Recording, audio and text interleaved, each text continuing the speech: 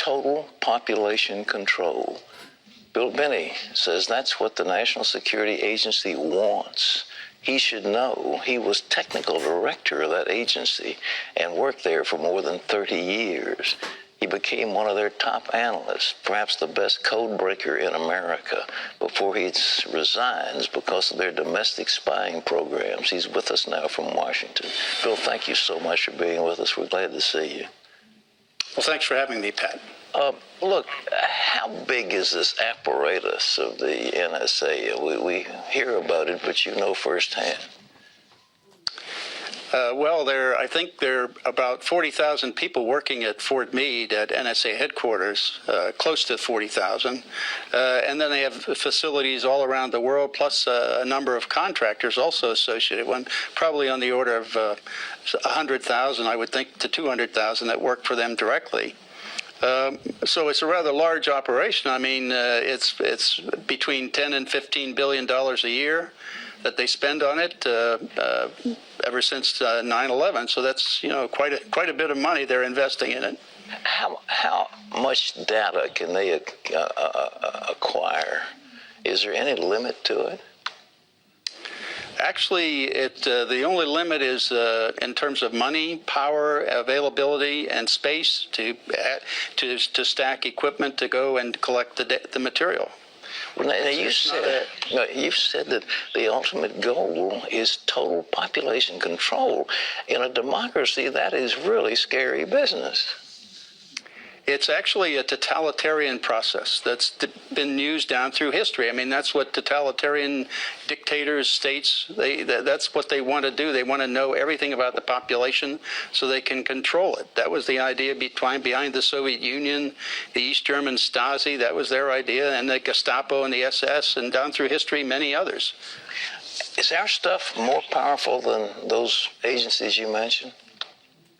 Yeah, unfortunately, it is. That's the real problem I see, is that the capacity is, when you're looking at electronic activity of individuals, like when you use a credit card, or when you make a phone call or email anybody on the internet, or do chatter on the internet, that can be monitored in near real time if they're necessary. Otherwise, they can capture it, collect it, store it, and then retroactively analyze it. So it's something that it provides the opportunity to monitor everybody in the country, in fact, most everybody in the world, in near real time throughout the day. And that's really a 1984 on steroids, really. All right, now let's take Mrs. Joe Average living in Topeka, Kansas, and she goes to the store and buys something with a credit card. NSA's got that right then? They have electronic data. They'll collect financial transactions, sure. She calls her friend Myrtle down the street. That phone is monitored, that call? Not all of them, but a good many of them are recorded. Certainly all of the fact that she made that call is recorded and stored, and what we call graphed, that is building relationships. That's one of the real problems here. This is a violation of your First Amendment rights. Under the Constitution, you have the right to assemble, free assembly, which means that it doesn't say you have the right to free assembly as long as the government knows about it, which is what's happening when the telecommunications companies turn over all their records of phone calls to and from with duration. That tells them everybody you're contacting, your whole social network on the phone, because it's a simple matter of doing a reverse lookup to see who that is that you're calling. Oh, you quit the agency because you said what they were doing is unconstitutional. That is clearly unconstitutional, but why does the government keep on doing it? That's the reason I've been able to, at least from what I can see in the public domain, is they're doing it for law enforcement worldwide. And actually, the main users of this data are, in fact, the FBI and the Drug Enforcement Administration and other law enforcement agencies in the country. And they use this data to find criminal activity, and then they go arrest people based on this information. Then they have to do a parallel construction, which means they use normal policing techniques that they would be expected to use to find evidence that would justify and show probable cause for an arrest. Then they substitute that for the NSA data in the courts.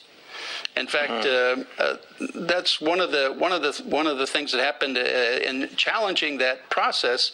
Was one of the lawsuits was Amnesty International versus Clapper, and that made it to the Supreme Court. And the only way they got rid of that was to basically lie to the Supreme Court and say that, well, if anybody had any of this data used against them in the court of law or anything, that the defendants would be told. And that was simply a lie. Nobody has been told to date. All right. When I think of this, it's just horrible. But do they give this information to the IRS? That's the other problem.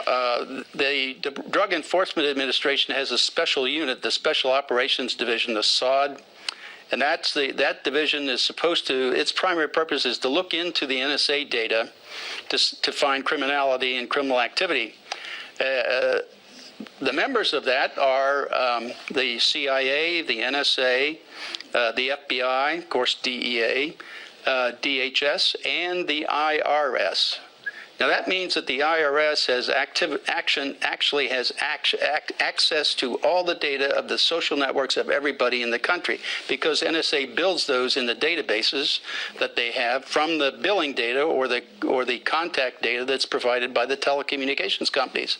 So this in effect allows them, if they're interested in stopping anybody getting a 501c3 application in for tax exempt status for say someone in the Tea Party or the Occupy group or any religious group attempting to get 501c3 or tax exempt status, they could look into that mapped, graphed relationships and see if you're a part of any organization that they perhaps want to stonewall or slow roll and prevent from becoming politically active. And that's what's been going on. They've had access to this data. And one person was testifying in the House and Judiciary Committee, I believe it was, about some of the questions they were being asked by the IRS. And one of the questions that was asked that gave me the idea that they were using this information was this one person was asked, what is their relationship with another person? It was a specific name. Well, the question I had was not what was their relationship, but how did the IRS know about that relationship? The only way I could think of that they would know was be through this access to the data at NSA, which is where all that information is mapped out. So what you're saying is the NSA slips this stuff to them, they read it, get a clue, and then they go through their normal procedures and act like they didn't get the information, but they got it from another source, so they pull the wool over Congress. You know, the congressman... Yes, go ahead. And they also use that in court, which means, in my sense, that means they're perjuring themselves in court. So I call that a planned program perjury policy run by the Department of Justice of the United States. You know, I'm horrified at all this, and I'm sure the average of America, you know, they come out of neighborhoods and they're elected by the people. Do you think Congress has even a clue as to what you're talking about? Probably not a complete clue, but I think that's part of the reason that Representatives Amos and Conyers got a coalition of members of the House to try to unfund NSA's activity last year. They almost made it by about 12 votes. They lost by 12 votes, but they came pretty close for a first try. So there is a move in Congress to limit and stop this, and it really is all of this activity. It's unconstitutional under the First, Fourth, and Fifth Amendments.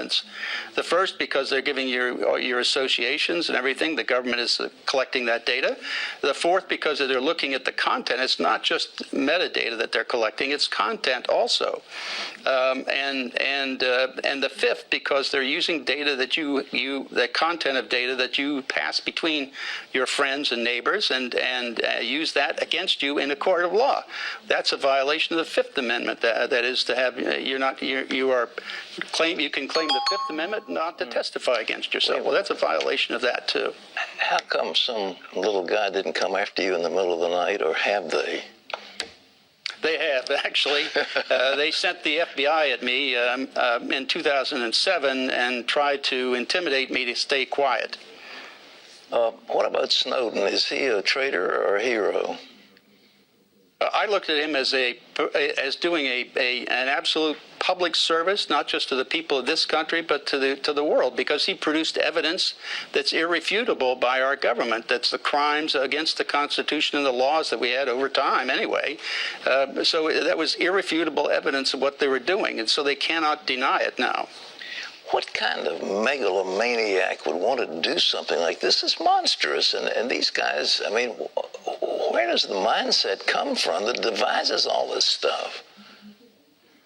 Well, that's what I objected to and why I left NSA early on back in 2001, because I saw this coming. I mean, I had worked the Soviet Union problem for almost 30 years, and it was very clear to me that in October of 2001, the NSA and the U.S. government started adopting the procedures and techniques and processes that the Soviet Union and the Stasi and all of the countries behind the Iron Curtain were using. So we were actually adopting their procedures.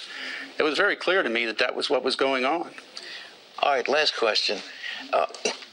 The average person doesn't have a vestige of knowledge of what you're talking about. They just trust their government. What are we going to do as citizens?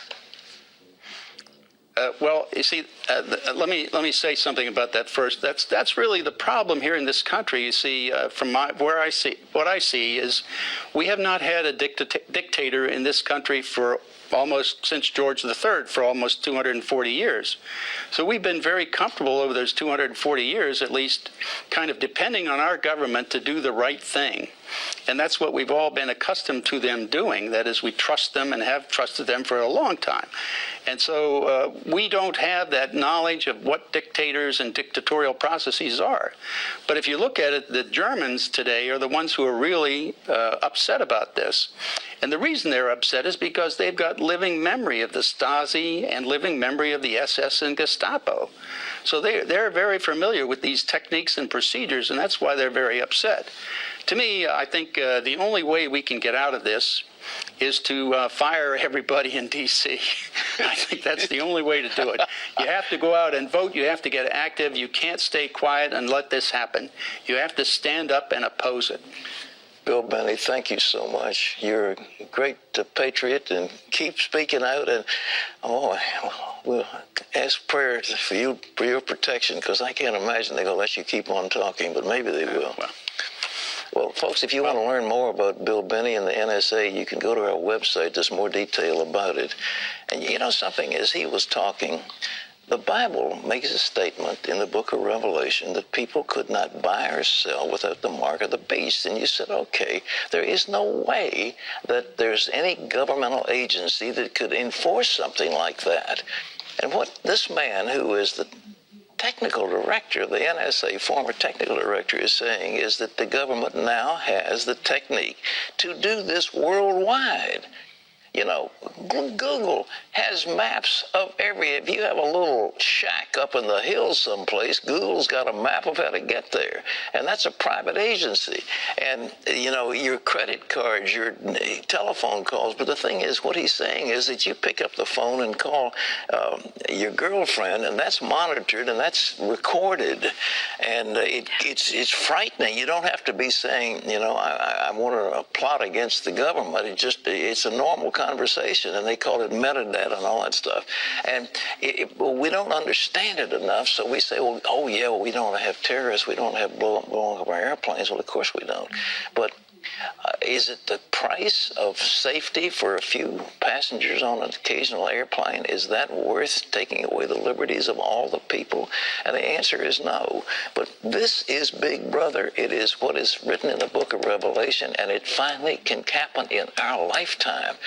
This is scary stuff. Shocking, really. Isn't it? Shocking. I remember reading 1984 and books like The Late Great Planet Earth and thinking that could never happen in our country. People would never buy into that. And here we sit. Well, it's like the old business of the frog in the water. You heat it up slowly, and we're more and more accustomed to it. And every time it comes out and they say, oh, well, it's okay. It's a USA Patriot Act. It was put in by George Bush. These are good guys.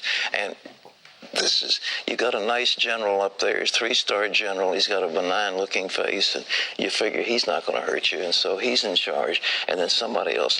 Well, we also grew up being taught and believing that the check and balance system in our government was going to take care of all of this. This is huge. The gathering is in the billions and billions and billions of bits, and it is, we finally have the capacity to control every human being on the face of the earth.